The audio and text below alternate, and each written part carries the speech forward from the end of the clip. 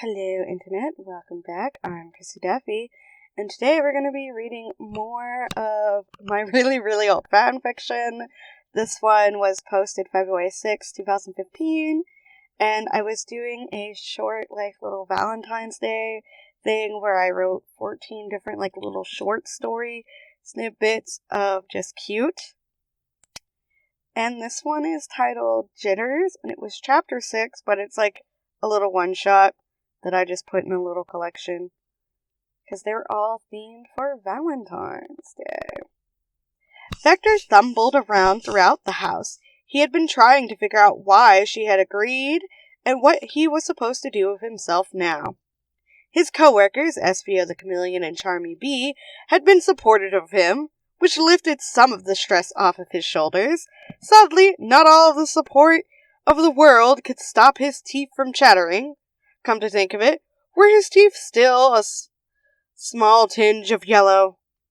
The green crocodile marched up the steps. He began brushing his teeth again. Espio and Charmy exchanged looks.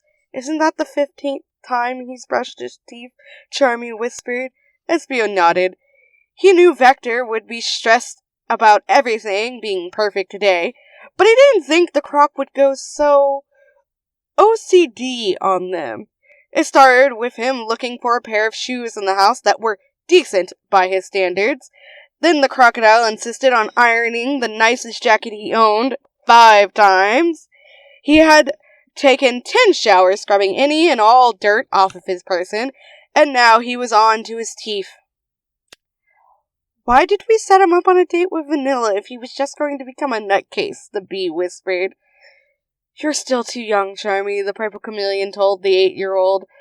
You'll understand when you're older. Is it because he loves Vanilla? The bee asked with innocent eyes. Espio nodded as he looked at the bathroom door. Are you going to give him some advice to calm him down? Or do I have to try and fail miserably first? The bee asked. Espio sighed as he got up from his usual seat.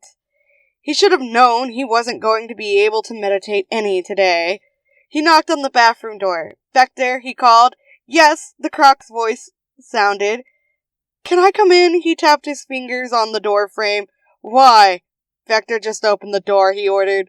The crocodile gave him a confused look. His mouth was full of toothpaste, but he allowed the ninja into the bathroom. He went back to brushing his teeth in front of the sink. Espio closed the door softly as he sat down on the rim of the tub. So, are you always this obsessive-compulsive when you have dates? His red eyes glared at him before turning back to the mirror. I'll take that as a yes. Espio tapped his fingers on the tub. He turned around. He looked around the small bathroom.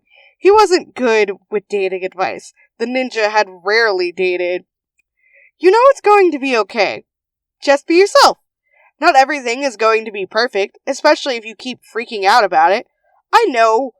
I'm just jittery, Vector spat into the sink. He looked at the small clock Espio had placed by the sink when he moved in. He wiped the water off his face as he opened the door. He threw on his jacket and walked outside. He turned to look at his co-workers. Espio was standing by his desk with his arms at his side. Charmy was sitting on the couch with a pillow in his lap. Thanks for the advice, Espio. It's nice to know you'll always try. He smiled. Behave and don't break anything. He closed the door and walked off.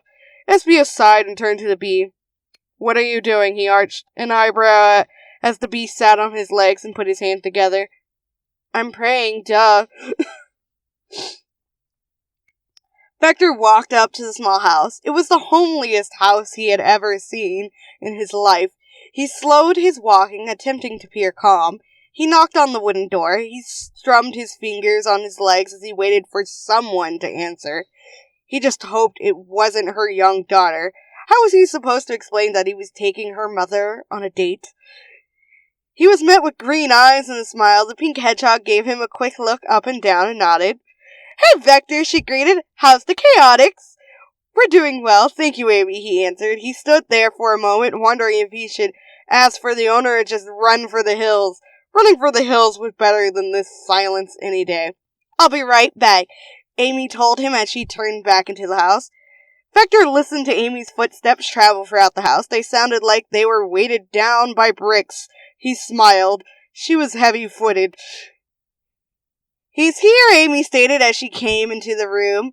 "You ready, or should I serve him tea while he waits for another hour?" Vanilla laughed. She was sitting in a seat with her daughter running a brush through her hair. "I'm ready," she nodded. "Are you sure you girls will be okay here by yourselves?" "Don't worry, Mother," Cream smiled. "We'll be fine." Vector jumped a little as he heard the door open. He smiled as he saw Vanilla. "Good evening, Detective," she gave a soft curtsy. "Good evening, Vanilla," he bowed. "Shall we?" She gestured for them to go. "Don't we need to wait for Cream's babysitter?" Vector asked. "Amy will be watching Cream tonight." Vector arched an eyebrow. He knew the 14-year-old was maturing, but he wasn't sure if she could fully be responsible for herself and the 8-year-old rabbit. "Don't worry, I trust the girls to behave," Vanilla informed her as she linked their arms. "Now shall we get going?" Vector nodded as a smile spread across his face. Now, this one I actually really like. And I think it's the very first Vector Vanilla fanfiction I ever wrote. And to this day, probably the only one. Which, kinda sad, but it's what ifs. But I personally really like it. I hope you guys like it as well. I will leave a link in the pinned comment below for you guys to go and read it. I posted it here on this blog. I believe it's also on fanfiction.net, and I think I also posted it to DeviantArt, but I'm not sure. I'm mainly just going for, like, the fanfictions I have on this blog to pick, like, ones that I want to read. So, yeah. Thank you all for being here, supporting. Once again, thank you very much to my YouTube channel members, my Patreon supporters, and my Ko-fi supporters, Dymond and Micah. You guys are absolutely awesome. I hope you're all having a lovely day, staying safe, all that good stuff. And yeah, let me know if there's anything else you guys want me to read, and I would be more than happy to read it. Bye-bye!